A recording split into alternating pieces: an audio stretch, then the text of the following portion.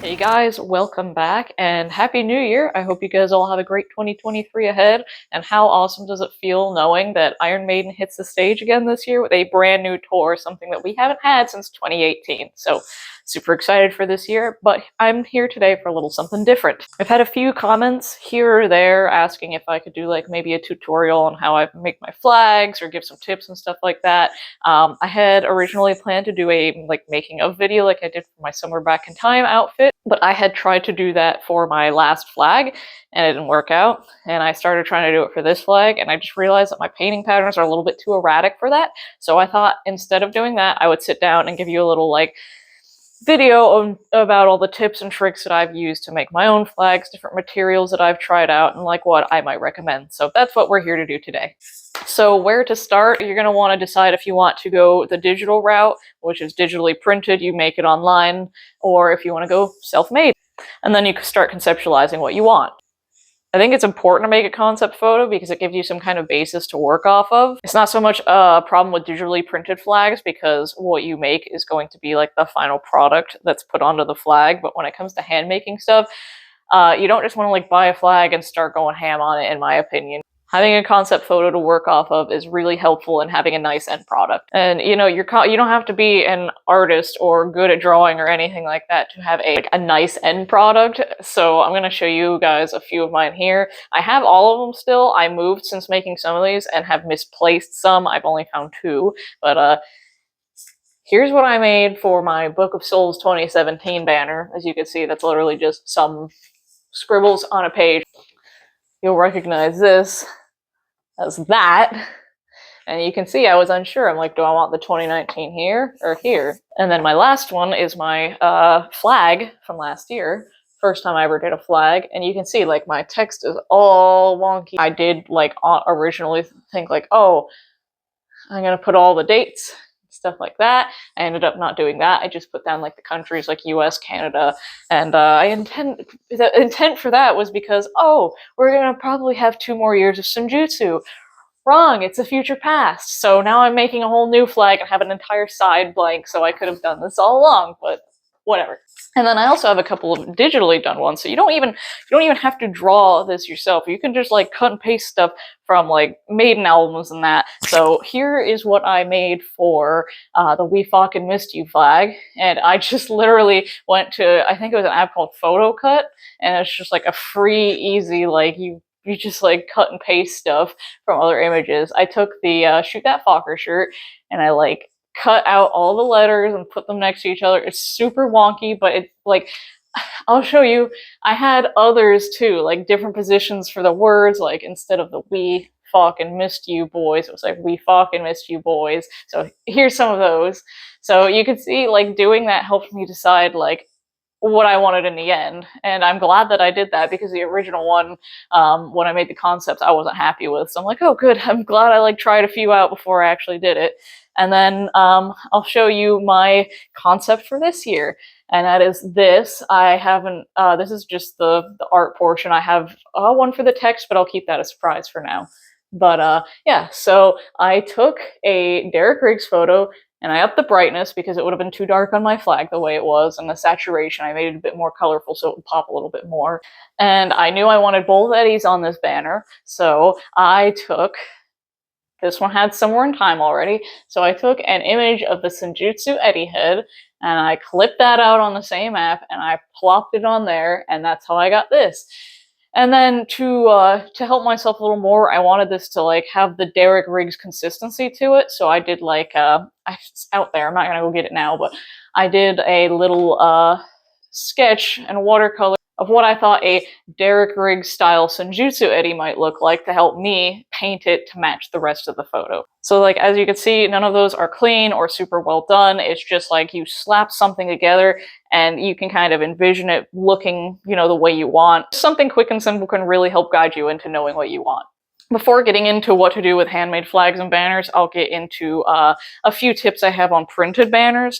Small problem, I have not made a printed banner myself or had one printed, so I don't know like I don't have a ton of tips I can give on something like that. Is once you've located a printing company, the best thing you can do for yourself is design your flag as a vector file. So a vector file is one that is able to be blown up, and it won't get pixelated or anything like that, so it'll make your flag like really crisp and clean looking. And that can be achieved in programs like Adobe Illustrator if you have access to that, or if you know of somebody who has access to that and you'd like to have them design it. And then it's going to be up to you to search for a printing shop. I had thought about doing maybe a half printed, half painted one this year because I really don't like doing text, but Logan had sent me the one that he used, and it was just a little bit too pricey for me for just like a flag, but seems like that's what most people like to do, is get their flags printed. So locate a print shop, get a vector file, do all the conceptualizing I told you about, and just come up with something awesome. So unfortunately, that's about all I can offer when it comes to printed flags, so you'll probably have to do a little more research yourself into something like that,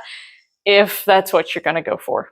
But when it comes to creating your banner or flag yourself with paints, markers, whatever, it can be a little more helpful there, as I've done quite a few now, and my 8th is currently in progress right now. So first of all, you want to decide how big you want it to be. I kind of winged it with my first few banners, like I'll show you in a minute, but I kind of winged it with them, just cut out like a general size. But if you're buying flags, there will be different sizes. Like I go for 2x3 because I like mine to be a little bit smaller, easier to pack, easier to get into the venue. And then I feel like a lot of people, most people go for the 3x5 size. And if you're not using a flag as your base, you'll want to decide what your base is going to be. And for beginners, if you're doing a banner, like trying to get a message across, or just like I've done just banners for like a tour, I kind of suggest a black background because it's very easy to fix mistakes, because when you're painting on like a black fabric and it's like, oh god, I got a smear of paint over here, you can just put some black on top and nobody notices. I'll show you some of the mistakes I've made on here. So I'll show you my first banner, which some of you might have seen in some of the background of some of the past videos. This is what I made from 2017. It says, "We are strange believers, all of us. Just like the lyrics from If Eternity Should Fail." I heard that the first time, I was like, oh my god, that's like us. That's Maiden fans. But yeah, so as I mentioned, like it's very easy to cover mistakes on black. I will just hold this up. You can see that I had made that B too big, and I just went around it with some black. But as you hold it up further away, and those are all over this thing, like that's not the only one. You hold it up, and it's like, you know, it looks good. You don't really notice anything like that. I know there's some on Eddie too. Yeah, you can see this whole line. I didn't like the way his jawline looked, so I did that. And you bring it back. It's not a big deal, see? But this was made out of an old tablecloth. So I had a big black tablecloth laying around that nobody used. I didn't use. It had just been sitting around for years. So I'm like, I'm going to make my banner on that. That'll make things easy. So it's almost kind of a plasticky material. And then you can see I didn't have a sewing machine back then. So I just crudely hand sewed it together. So like I said, you can work with what you got. And then for future projects, I just went to the craft store and got some cheap black cotton fabric. I think it was like maybe $6 a yard.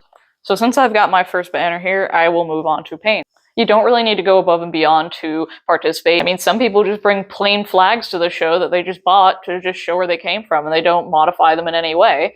And I've seen others use Sharpies, markers, fabric markers to create their design, and I've seen some turn out really great. Like I had a friend, I think, in New York 2017, I saw his that he'd been taking around for a while, and it was the Live After Death Eddie done in like Sharpie, and it was really good. Whatever you decide to use, if you have the idea and put the time and effort into it, it's sure to turn out great. So again, first banner I ever made from 2017, the Book of Souls tour, and I used plain old acrylic paints. So the brand I tend to go for is, it's not the cheapest brand, but it's still very affordable. It's Folk Art. All of these products are going to have their pros and their cons. So the pros of acrylic paint, it's inexpensive. It's widely available. There are a ton of colors to choose from. And the cons are things like it's pretty stiff on fabric. So you can see, I'll show you like my letters because that's the thickest part. It's not very flowy, is it? It's very stiff, and you wouldn't want to like kind of bend it.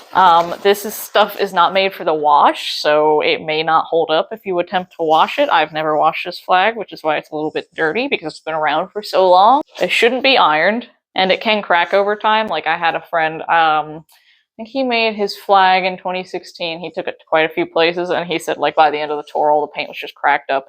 If you're going to work hard on something, you don't want it, you know, looking terrible by the end of its use. Like I said, I like to keep it as a memento. You want to take care of it.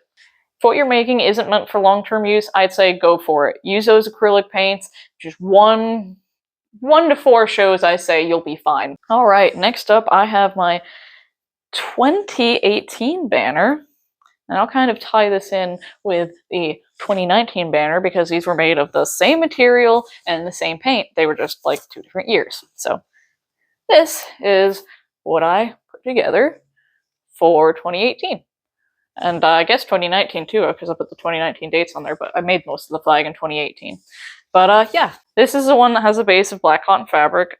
Looks like I had a sewing machine at this point. So I just kind of, again, crudely sewed up the edges. So this banner was the first time I ever tried using fabric paints, and that brand was the same as the last brand.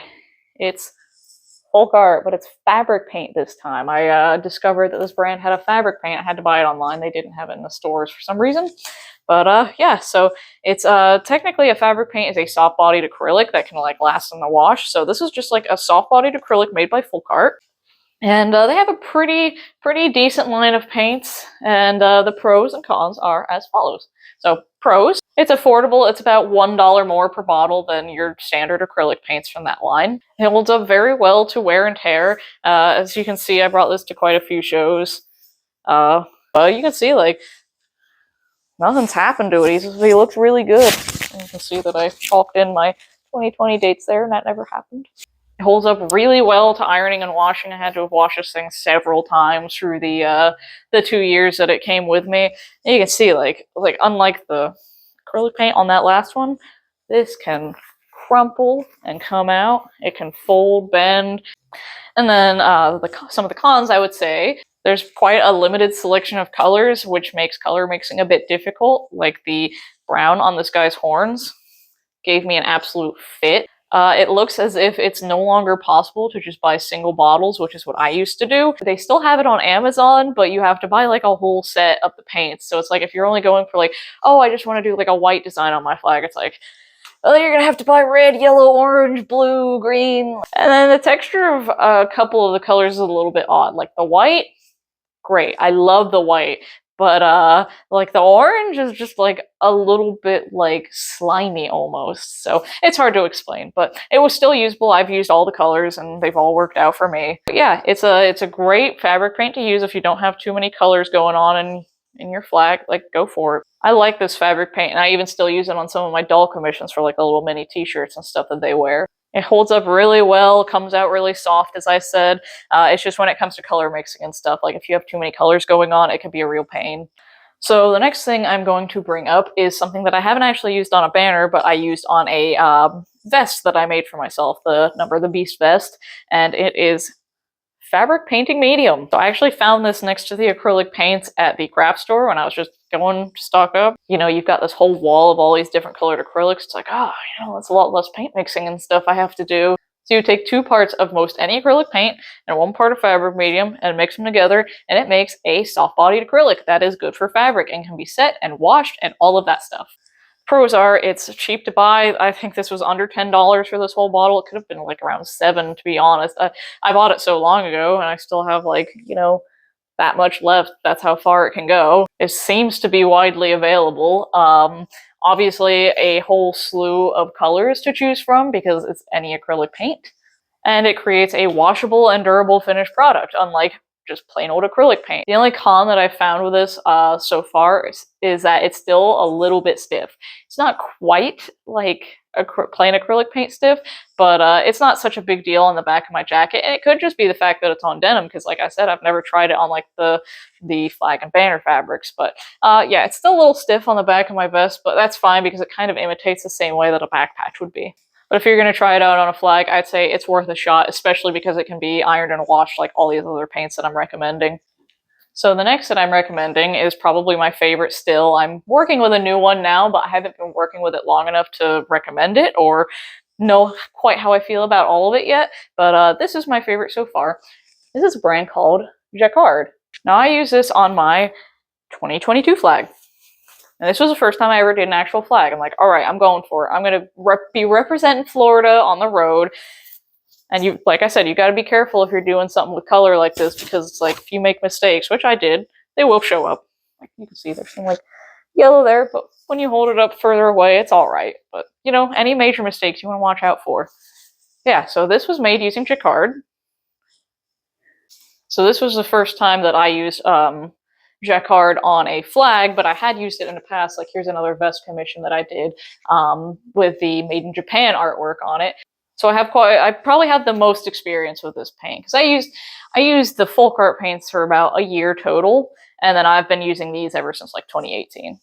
So the pros to this is there are lots of color options. There's still been times when I have to like go out of my way to make some odd color, but for the most part, like there's just like, so you've got an idea that's got lots of colors on it, this will probably be the brand for you. It holds up very well on fabric. Most of the colors are very good quality, and it sells in sizes up to 1 gallon.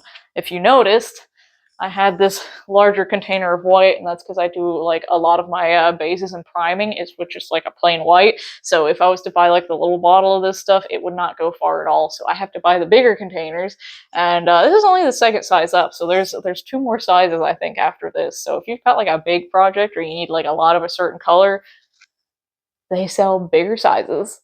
And it does have some cons. It doesn't seem to last as long, nearly as long as some of the other fabric paints that I've used. It actually will like seem to go rancid and coagulate. I wish I saved some. I was cleaning up the other day and threw away like quite a few of them that were no good anymore. It's hard to explain the smell, but when they've gone bad, it smells like just rancid latex. If you've ever smelled like liquid latex or anything like that, like it's just not good. And like I've tried using them after they've gone smelly, and that smell sticks. Like it doesn't like dry and then it's like, oh, I don't smell it anymore. Like I've continued smelling it for a while after the paint has dried and I've set it. And the coagulating is a weird one. When I actually pulled out a red to start making the backdrop on this flag, I stuck my paintbrush in the container and it just like caught this like stringy bit of paint coming up, and it was just like jelly. And it just like fell back in. So it's like the paint still seemed like it was liquid, but when you tried to take any, it was just like strings of like jelly coming out. So I had to end up buying a new red to finish this. Some colors are very watery and translucent, almost not usable for me. Like their normal yellow is just like, you take some out on your paintbrush and it's just like yellow tinged liquid. It takes so many layers on your fabric to make it actually show up the way it's supposed to that it's like you might use like their greens are very good. You might use like 1 to 2 layers of green. You're gonna be using like 7 to 10 layers of this yellow, using a whole lot more than you would for the other colors, just because it's like it's just so watery. And you can tell like the white is like the thickest, of course. You can tell like that's not going anywhere. But you shake up the yellow and you open it, and it's just like dripping down. So that's a problem, is it's kind of inconsistent with how the textures of the paints are. And then it's quite expensive at quite a bit over $3 for 2.25 ounces a bottle. I love these paints, but I don't love that they don't last very long after you've opened them. If you're going to use these paints, I would suggest just buying what you need and trying to use it all up while you've got it, rather than trying to save it for later, because you'll probably be wasting some of that expensive paint if you do that. But once painted and dried, these things are excellent.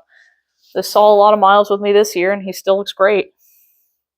So before I move on to the progress of like what I'm making now, I want to move on to some troubleshooting. So if you've got like an idea that's a little out there, you're not sure if it's going to work, I would suggest taking a scrap piece of fabric and trying out a little spot on there of whatever idea you have. So I will tell you the little story of my We Fucking Missed You banner and what happened to that. And I ended up using a couple of different brands for this because I had bought all that folk art paint, and I was like, I want to be able to use some of this up. So I didn't have all the colors I need, so I'm like, okay, well, I'll base this out in the jacquard.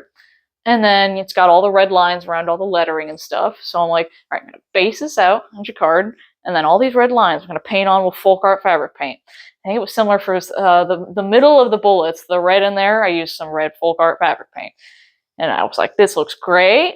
It's awesome. So happy with this. I set it, and I threw it in the wash, and it came out of the wash missing all of the red lines that I spent so much time painting on there. And some of the middle of the bullet holes were gone too. I was just like, I spent so much time working on that, and I had to spend another like 2-3 hours just like tediously putting like layers of lines on there. And then I didn't wash it again after that. It was a one-time flag. I'm like, it's clean, the chalk marks are gone. We're not risking this again. I did use Jacquard on the lines this time to save myself any more heartache. So like if you're planning on like, oh, I'll just use a little bit of this and a little bit of that, try it first, because you might be regretting it later. So that's all the recommendations I have for paints at this time. Like I said, I'm trying a new one now, but I don't feel like I have enough experience with it to recommend it, so I'll hold off on that for now. So moving on, after you've got your concept, your materials, everything's ready to go, you're going to want to sketch down your design on your flag or banner. You're going to want to be careful about mistakes, because that's a lot harder to hide. So even sketch lines can still show up later. Stencils can help a lot for things like text and can be printed or handmade. So if you've got a printer, like I've got a friend who he even stencils out his whole eddies and stuff like that on the computer, and then he prints it out and cuts it out himself, and his turn out really great. I usually hand make my stencils. I have like a little box in the in my art area that just has like all my old letters and stuff in case I decide to use them again. And on darker fabrics, it's good to set, like I said, I use a lot of white. It's good to set a white base down. It sort of primes the fabric to be painted on, and it's good for, as I will show you, sketching on top of. So this is, I showed you the concept earlier. This is as far as I've gotten on this year's banner. You can see I did the white backdrop, and then I sketched on top, and I'm just painting as I go. It'll help your paints go a lot further. They'll show up a lot brighter if it was on something dark, especially black. You probably would never get your colors to show up bright no matter how many layers you put on a black fabric if you didn't put white underneath. From there, it's all you. But you can take your creativity in whatever direction that you feel is right. I mean, I even had a couple friends who cut out their designs from fabric and sewed them onto their flag. Like they cut out the letters and stuff like that, and they turned out really cool and obviously held up really well. Just get creative, and then the most important part is to have fun with it. So that's about all I've got for you today. If there's any questions you had that I didn't answer in this video, feel free to comment below, and I will do my best to answer them. So anyways, thank you guys for watching, and see you next time.